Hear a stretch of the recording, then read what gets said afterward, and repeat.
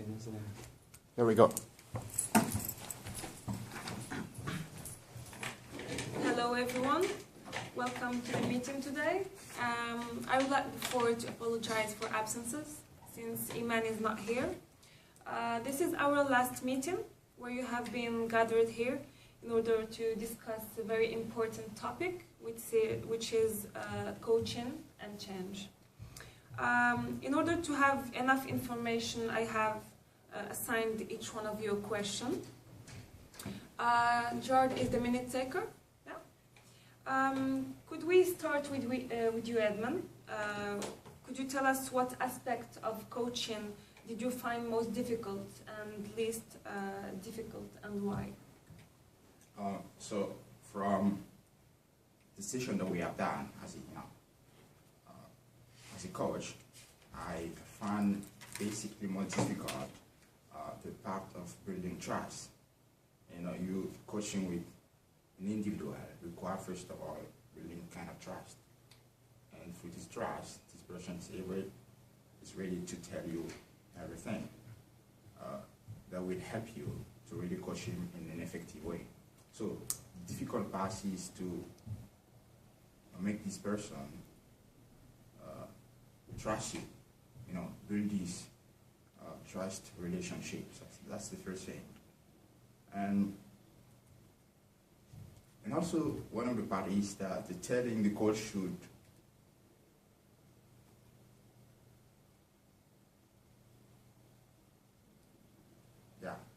excuse me for this kind of, and telling the coach, the most difficult part also is to behavior, to tell the coachee, something that he or she doesn't want to hear. You may sometimes say something to the coachee that may hurt him, so you have to say it. If you want to coach him in effective, you have to say everything, the truth, to the person. It might hurt, but it needed in order to make the coaching effective. And the most other aspect that is basically difficult is selecting the right option, because you have to first, after have these varieties of option and then select the right option. So it may be difficult to select the right option in order to help the coachee reach his potential.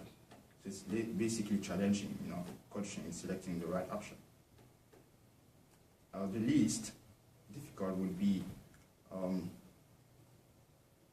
conflict of interest. I wasn't in this situation of conflict of interest that if I say something to the coachee, it might hurt him or not. And also there is the confidentiality is something that could be built easily on how you're gonna deal with the person, how can you are with the person, how you are friendly with the person, and you're able to make the people, the coachee, tell you something that is more or less confidential. So basically, is the most difficult part in coaching is, number one, building a strong relationship, a relationship of trust, and then later making the coachee tell you something that is too much confidential and that may hurt him. And also the coach be able to tell the person something that he doesn't want to hear. So basically, you got this kind of difficulties and this difficulty. Well done, thank you very much. That was clear. Can we please move on to Ayush? Yeah. What could you gather from the article for observing a coach? Okay, so by observing, we mean we need to see a goal, reality, and wait forward and see the results. So the third step, which is waiting forward and seeing the result, that is the most important. And the most important concept in distinguishing between what is observed and what is deduced from the observation, that is separating behavior from interpretation, it is also important for the teacher to remember that any deduction made is only hypotheses until confirmed by the learner. Observations include arms folded, legs crossed, speaking quickly, flushed, moving a lot, and breathing quickly. Deductions could include bored, embarrassed, amused, disgust. Therefore, rather than the teacher saying to the learner, whom they observe to become slightly red-faced and to move more, you'd be embarrassed. An alternative would be to say, I noticed at this stage in the consultation, your face became red and you moved more in your seat, and I wondered if you might be embarrassed. This allows the learner to confirm or refute the interpretation and to offer an appropriate alternative, for example, irritation or an anger. So we have seen the two interpretations. One is saying, oh, you were embarrassed, and one is saying, oh, I noticed that you were embarrassed and you moved and, trying to be more polite. So being an observer is basically holding back your judgments and opinions and literally seeing and observing, seeing and hearing, and how the coachee and the other people around him acts. That's what the observers do, and we wait for the result that the meeting has been carried out really nice. That's it. Yeah. Thank you. For sure, leadership and coaching has an impact on leaders. Jar, how might improving leadership and coaching skills benefit leaders of change and their people? Well, getting leaders to formally coach others has a positive impact on their own efficiency and effectiveness. However, senior executives are very busy, and finding, say, 2 hours a week to coach people who are not directly waiting for them may result in some pushback to begin with. It's also difficult for them to participate in such developments because of their schedules, sense of accomplishment, ego, and things like that. It's basically the attention that changes the brain. So if you want to really learn something, the best way is to teach them or to teach it to yourself. In that case, getting leaders to build leadership skills in their people deeply transforms their own leadership skills in that way, in that sense as well. Coaching is the art of improving performance, and focusing leaders on their coaching skills and making them deliver formal coaching, even if it's only 2 hours a week, has a broad systemic impact across the board. Through repetition and continuous activity, new skills are also being made, which can help each other.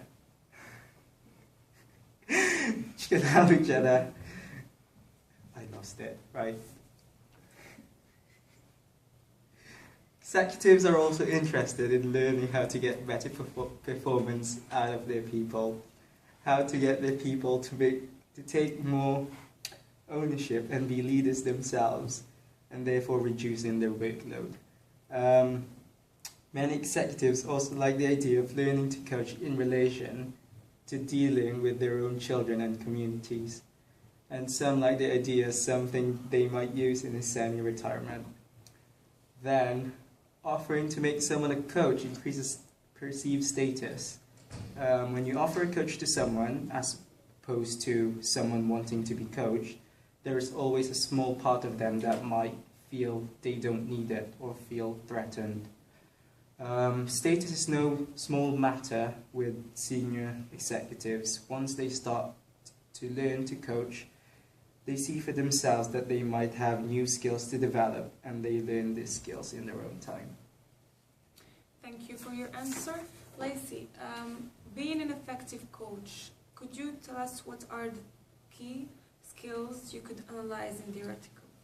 So many internal coaches say that as a result of learning to coach formally, they're using their coaching skills across the whole board. It helped them embed change in how they run their meetings, organise their time and interact in daily conversations. Requiring leaders to coach ensures their new skills are embedded. It's too easy to go back to old habits, and without the required coaching sessions and training they undergo, could easily disappear. Instead, with regular usage of coaching muscles, the opposite happens. Leaders find themselves suddenly applying their coaching skills in new and unexpected ways. So an effective coach would demonstrate different ways to approach people in order to get the best out of them. Not giving people answers, getting others to work through things themselves, personally and in the workplace. This frees up a lot of free time, which then also creates less stress, which is absent within an external coacher. Internal coaching provides the framework for deepening connections across an organisation, strengthening internal networks and spreading the impact of coaching, which again is also absent in an external coaching.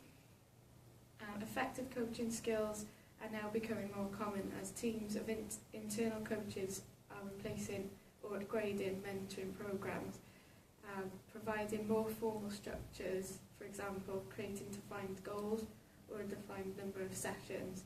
This means there is a lot more interaction than in the mentoring because of the way it is structured and managed. Therefore, after reading the article, I've discovered that an internal coach is more effective and that the skills they use when coaching internally have a long and embedded effect on an organisation and their employees. Well done. Well, I think we have collected enough information and well discovered the topic. Any question? Yeah. So I had the problem of why we still have, why many companies still hiring external coaches instead of developing internal coaching. Why organizations still focusing on not trusting. It is kind of not trusting the fact of coaching someone from the company, not always trusting someone from outside.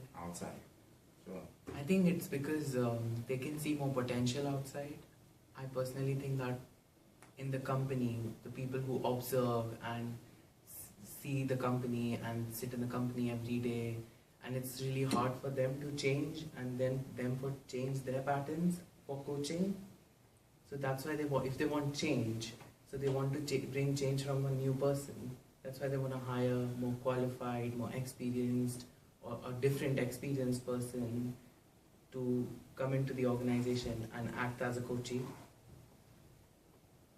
Yeah, I see it differently because I think that an external coach is not aware of how the business completely works. So I think that by having each leader to also be a coach at the same time whilst they're leading their staff is a better option than applying externally for it, because they know what's going on within the workplace and what needs to be done about it. And I think they also like stick to their roles and responsibilities. Like, you know, they have like certain qualities and certain characteristics for becoming a coachee. So, you know, when they do not know the surroundings of the organization, they know like, oh, I need to act like this. So they are very confident like that.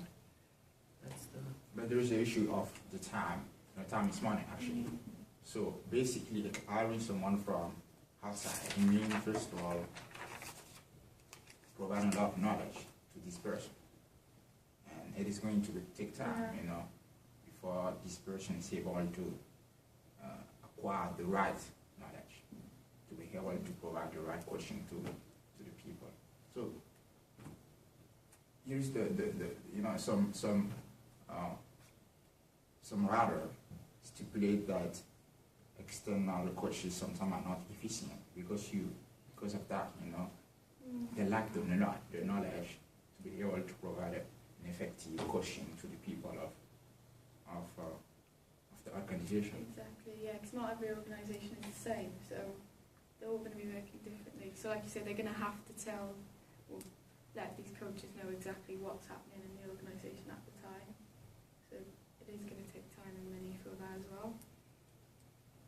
But the thing is, if they hire a coach externally, it makes the whole coaching and development of the people unbiased. Do you mean like they are not 'Cause, developing? No, because they don't know the business itself. Okay. So the coaching that they might do will obviously not reflect or will not be the same as the coaching they would do internally. Yeah. So the new skills that they would learn would benefit them not only because for the business they're working with, but also has the perspective of the businesses and competitors maybe. Competitors, Yeah, which makes it kind of a good thing. And from that, I don't know why businesses, they're still waiting for, to go in this train of hiring internally.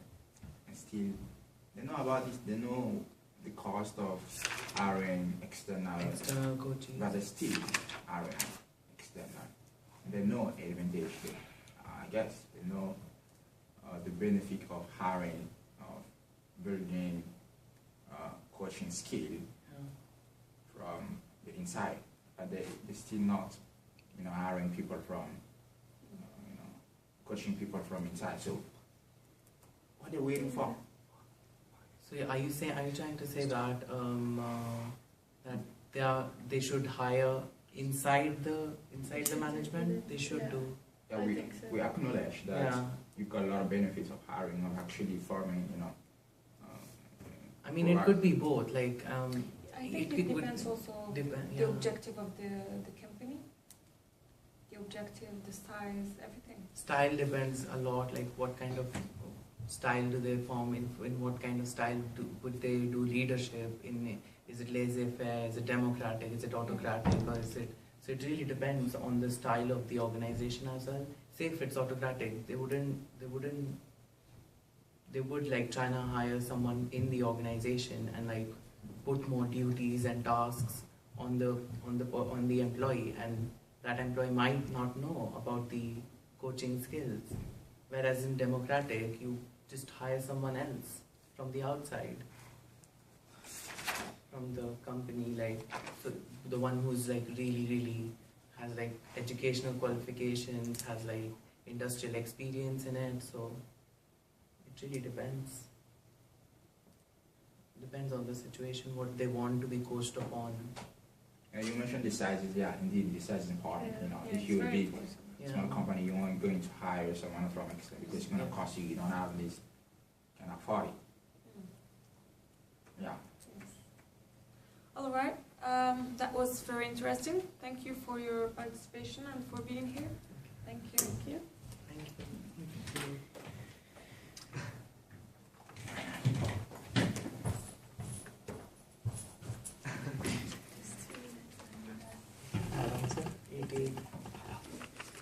That's done.